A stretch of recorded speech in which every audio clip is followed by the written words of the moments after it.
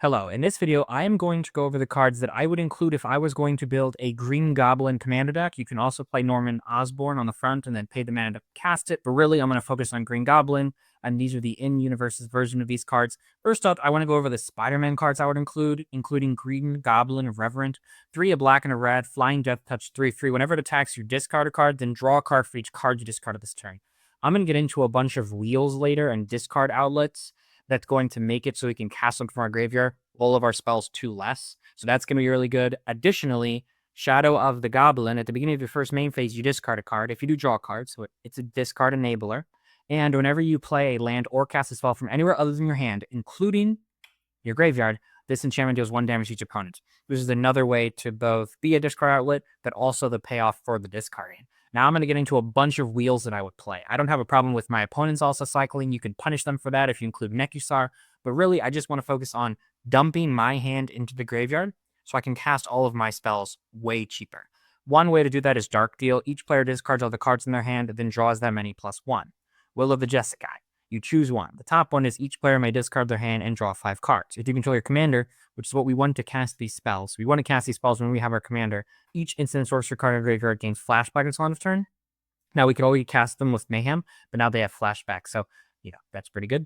Change of Fortune, discard your hand, then draw a card for each card you discarded this turn. Not just, discard your 6, draw 6. Discard your 6, you discarded another 2, now you draw 8. Wheel of Fortune, each player discards their hand and draws 7 cards. Solarian Winds, that you discard your hand and draw that many cards. Magus of the Wheel, 3 mana, 2 mana tap, sack it. Each player discards their hand and draws 7 cards. These are just really quick ways to dump our entire hand into our graveyard, and then we can chain off a bunch of spells. If they cost 3 mana, then now they only cost 1. That Fading, that +1, target player draws 2, then discards 2. You want to do that to yourself. You want to discard the 2 cards, and everything else is gravy on top of that. And you can also gain control of a problematic artifact that's stopping your cards from entering your graveyard and you discard them. But really, Dak Fatum is a repeatable way every turn to discard some cards. Frantic Search, I want to highlight 2 things with this card.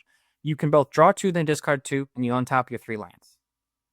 Now, but if Frantic Search is one of the cards you've discarded this turn, it only costs 1 blue. So it actually ups the amount of mana you get. So playing these spells that untap lands equal to the amount of mana you spend to cast it, costing 2 less, you ramp, essentially. Think of this card as also being a Dark Ritual, because you can tap 3 lands, and you have access to that mana. Faithless Looting is a way to draw and discard, and then also do it from our graveyard. So you don't have to rely on the Mayhem ability always, but it's pretty cool. Big Score is a way to, be a discard outlet, but also give you 2 treasures. And if you cast it from your graveyard and it costed 2 less, you got 2 treasures. Which means you got that 2 mana back and went up on cards, which is great. Artist Talent is a repeatable way to discard cards. Every single time we cast a non-creature spell, we can discard a card if we do draw a card, so we can chain off all of these wheels and such by discarding them, casting them jewels from our graveyard, drawing a different card. Emptying our hand, drawing it all back again. Scourge Familiar is a discard outlet that adds mana. So you can discard a card. Oh, I can cast it from my graveyard with Goblin formula. Pretty good. Bit of Triumph is a removal spell that is on theme because we can discard a card to it, destroy something, and then be able to cast the discarded card. Frantic Study, draw 2, then discard 2. Same thing I keep saying. Kitsa, Otterball Elite. It has prowess, so it gets bigger. Tap to draw a card and then discard a card, which is nice. Then we can also pay 2 to copy target instant or sorcery spell. You'll only activate it if its power is 3 or greater.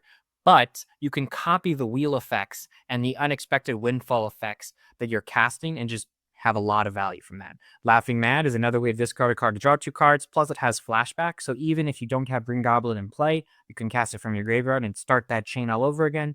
Ghostly Pilfer rewards you when your opponents cast spells from mana out of their hand, so if they do Madness, if they are from Exile, if they're Cascading, if they're playing their commander, you draw a card, but it's also a discard outlet that can become unblockable, but it's a discard outlet, so you have access to ways to discard cards. Same with Psychic Frog. Discard a card, put a plus counter on it, exile 2 cards from your graveyard, it gains flying. But really, you just want a repeatable discard outlet. Decaying Time Loop, discard all the cards in your hand, then draw that many cards. Plus, you can capture from your graveyard later, which is super nice. Pumpkin Bombs, red 1 artifact, tap, discard 2 cards, draw 3 cards, then put a fuse counter on it. It deals damage equal to the number of fuse counters on it to target opponents. They gain control of the artifact. So, you discard 2, you draw 3, and you let your opponents keep doing that. All fun and games. Chainer is another way to take advantage of the discard ability, plus the fact that we're casting these spells, it can give him haste. So whenever a non-token enters battle from neutral, if you didn't cast it from your hand, it gains haste. So any creatures that you cast from your graveyard with Green Goblin have haste, plus it's a discard outlet. So that's cool. Shielder the Apocalypse, we're wheeling and dealing, and us drawing cards against its life. And if your opponent discards 6 cards and draws the new 6, they lose 12 life across all of your opponents, which is going to be great. Monument to Endurance. Whenever you discard a card, choose one that hasn't been chosen this turn. You can draw cards, create treasures, and have opponents lose life, which is great. Waste Not, if you're playing the wheel version. Every time your opponents discard a creature, you make a 2/2. They discard a land, you make black. They discard a non-creature, non-land card, you draw a card. If you're making your opponent's wheel, and on average they're discarding 5 cards, 3 of your opponents, that's 15 cards. You're going to make a lot of mana, or a lot of 2/2s, or draw a lot of cards. So Waste Not is great. Archfiend of Ifnir, 5 mana, 5/4. You can cycle it away so you can actually discard it and then get it back. So you can cycle it for 2. You draw a card. Oh, you can cast from your graveyard for black, 1. So it's the same amount of mana, but you drew an extra card, plus activate all of your discard outlets. And whenever you cycle or discard another card, put a -1/-1 counter on each creature your opponents control. Great payoff for discarding. Braylon, Skylark Raider, 4 mana, 3/3 human shaman. Whenever you discard a card, put a +1/+1 counter on it, and it deals 1 damage to each opponent. You can give target shark trample, not port, but the discard outlet. Every time we discard a card, your opponents all take a life, which is great. Green Goblin Nemesis. Whenever you discard a non-land card, you put a +1/+ counter on it. Whenever you discard a land card, you create a tapped treasure token. So you could just continue that cycle, not in the same turn that you discarded the card, but in future turns, you can use that treasures to cast the cards from your graveyard that you're wheeling. Bone Miser, whenever you discard a creature card, you make it 2/2. Whenever you discard a land card, you add black. Whenever you discard a non-creature, non-land card, you draw a card. So you're wheeling, you're discarding your stuff, and you get even more value off of it. Secrets of the Dead. You're casting these spells from your graveyard. You get to draw cards, which can continue that cycle. Sorry for the stutter. Magmaken Artillerist. Whenever you discard 1 or more cards, this creature deals that much damage to each opponent. Plus, you can cycle it to deal 1 damage to each opponent and then cast it from your graveyard. So, super fun card. And that actually would be red 1, because you cycle it, you draw your card, you discarded it, it's 2 less to cast from your graveyard, you play it for 1 red. Yeah, very good. Captain Howler, Sea Scourge. Whenever you discard 1 or more cards, target creature gets +2/+0 until end of turn for each card discarded this way. Whenever this creature is counter damage to play this turn, you draw a card. So you're discarding, you can access to more card draw because you make your creature so big. So that's cool. And then also, Green Goblin is a flying menace creature, and menace is hard to block, and flying makes it even harder to block.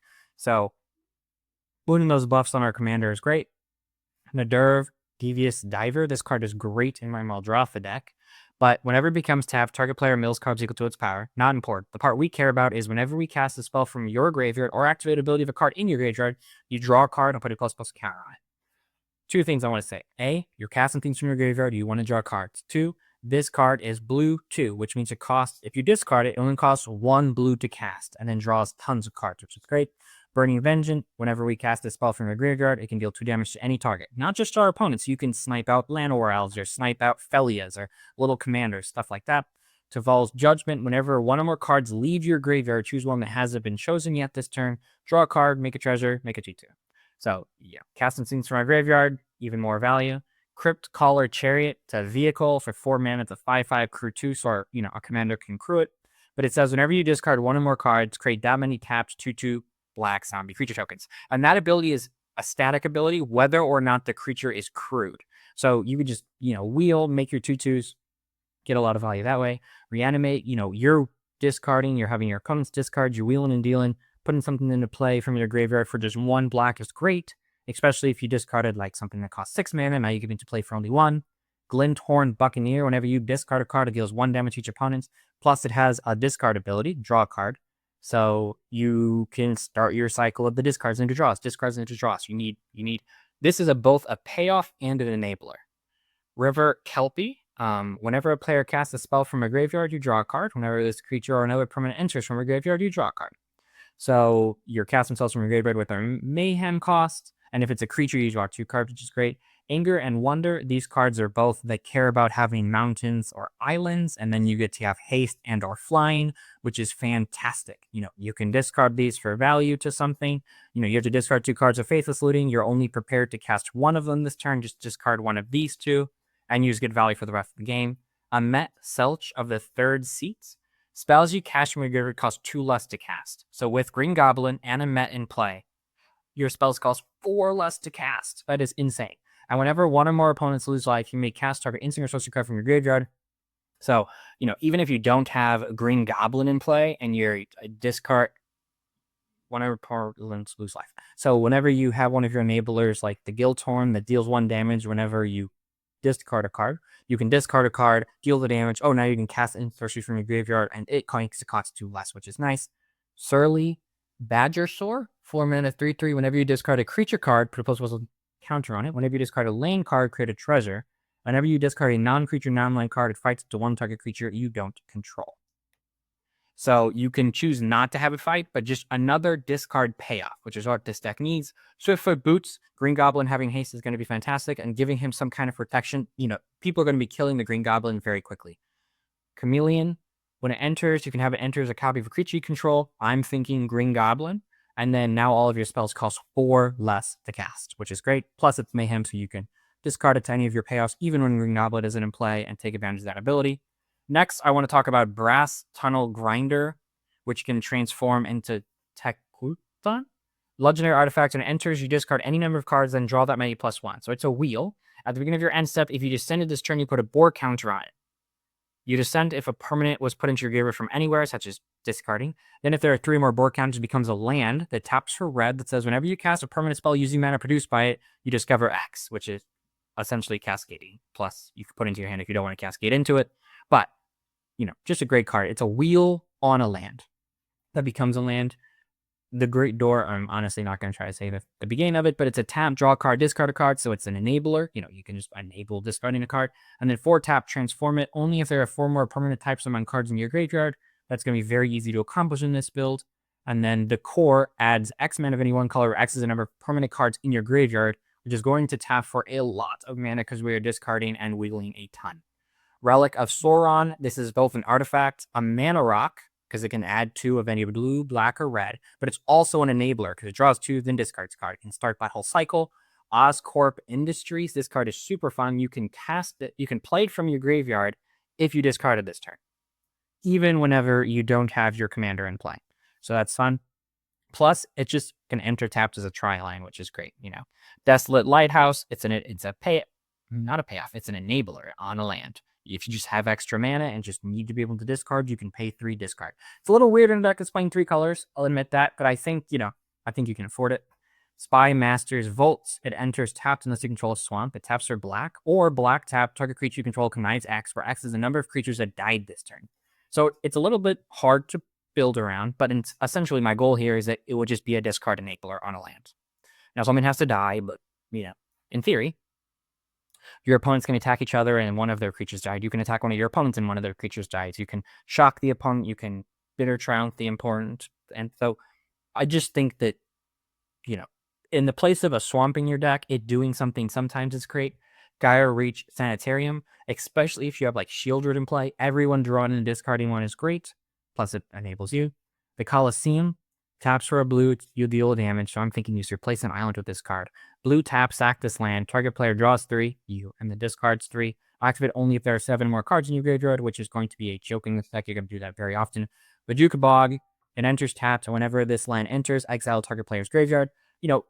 You're wheeling and dealing, you might complain against a Reanimator deck, or you just want to stop your opponents from also getting the value that you're giving them by wheeling, just zap one of their graveyards. Reliquary Tower, you have no max hand size, tap at colorless. What I want to say is, you might draw too many cards. You don't want to discard those down to hand size because at the end of the turn, you can't play them because the Mayhem has timing restrictions. What I want to say is, I didn't include in the list, and I probably should have, but Demonic Tutor or any kind of tutor effect would be good in this deck because Demonic Tutor can get you any card, including lands. So if you would play Rampant Growth or Farseek or 3 Visits in the deck that puts a land into play, you're not playing green, you need ramp. Demonic Tutor can act as a ramp piece, as for 2 mana, you can get any land from your graveyard. And those are all of the cards that I would include if I was going to build a Norman Osborn Green Goblin discard value build. I hope you enjoyed the deck tech. If you did, you let me know your thoughts on it in the comments below. I hope you have a good rest of your day, and may your top decks be ever in your favor. Thank you.